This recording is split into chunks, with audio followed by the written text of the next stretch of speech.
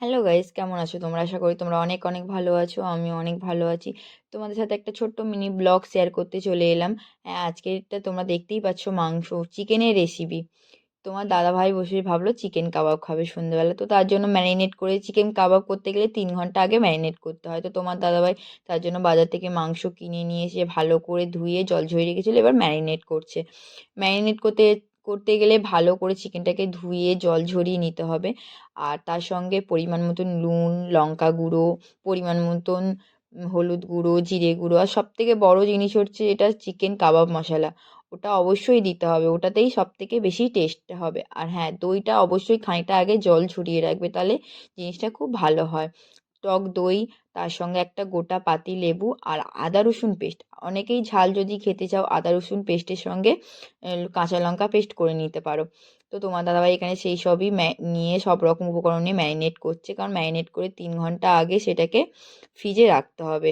তো ভালো করে তোমার দাদাভাই সব রকম উপকরণ মিশিয়ে ম্যারিনেট করে ফ্রিজে রেখে দিয়েছিল 3 ঘন্টা। তো তোমরা চলো এবার 3 ঘন্টা পর কাবাবটা তৈরি করবো, তখন দেখো। এই যে আমরা সন্ধ্যাবেলা উনুনটা জ্বালিয়ে দিয়েছি, কাঠকয়লায় হবে কাবাবটা, তার জন্য। আর তোমার দাদা ভাই এখানে শিকেতে কাবাবের মাংসগুলো মানে চিকেনগুলো গেঁথে নিচ্ছে। আর এখানে আমার ভাই কাঠকয়লাগুলো ওপর থেকে, মানে আঁচটা উঠে গেছে কাঠকয়লা, আর একটুখানি করে ছোটো ছোটোগুলো ওপর দিক দিয়ে চারিদিকে তোমার দাদা ভাই ঠিক করে নিচ্ছে। কাবাবটা ওখানে তৈরি করবে বলে, বসাবে বলে। যে কাবাবটা দেখতে পাচ্ছ বসিয়ে দিয়েছে তোমার দাদা ভাই তৈরি করতে। তো দুর্দান্ত তৈরি করে তোমার দাদা ভাই এই কাবাবটা। আর এই যে দেখতে পাচ্ছ একটা লেগ পিস আছে এখানে, ওই লেগ পিসটা আমার জন্য স্পেশাল করে এনেছে তোমার দাদা ভাই, আমাকে খাওয়াবে বলে। তো এই যে দেখতে পাচ্ছ আমাদের কাবাব তৈরি হচ্ছে, এখানে বাকিটা ম্যারিনেট করা আছে। তো কাবাবের মানে খাওয়ার লোকও অনেক হয়ে গেছে, তো বাড়িতে সন্ধেবেলা ভালোই হলো, একটা ছোট্ট করে পিকনিক হয়ে গেল।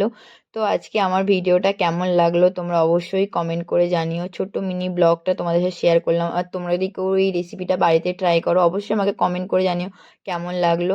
তো খুব তাড়াতাড়ি দেখা হবে তোমাদের সাথে আমার নেক্সট ভিডিওতে। এই যে দেখতে পাচ্ছ লাস্টে কাবাবগুলো রেডি হয়ে গেছে, তোমার দাদাভাই এখানে থালাতে রেখে দিয়েছে এগুলো।